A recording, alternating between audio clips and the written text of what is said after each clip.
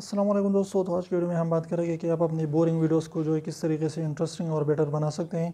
तो इसके लिए आपने क्या करना होगा कि आपने जो है अपनी वीडियोस में कुछ ना कुछ जो है चुटकुले या लतीफ़े जो है ऐड करने होंगे। इसके अलावा अगर आप कोई भी फनी एक्ट करना चाहते हैं तो अगर जानते हैं तो आप छोटा सा फनी एक्ट कर ले दरमियान में, ताकि लोग जो है उस वीडियो में बने रहे और उसको जो है बोर ना कर सकें।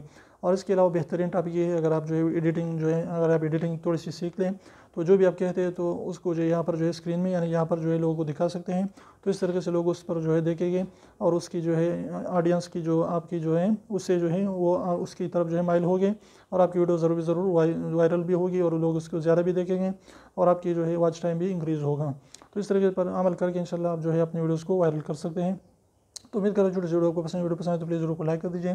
चैनल को सब्सक्राइब करना ना भूलिए और सब्सक्राइब को जरूर दबाए, बिल्कुल फ्री, एक भी इसका पैसा नहीं लगता। तो अभी सेकंड निकालिए जो उसको प्रेस कर लीजिए और कमेंट में भी हमारे साथ अपना राय जरूर शेयर करें। तो फिर मिलते हैं साथ, तब तक इजाज़त दीजिए। अल्लाह हाफिज़।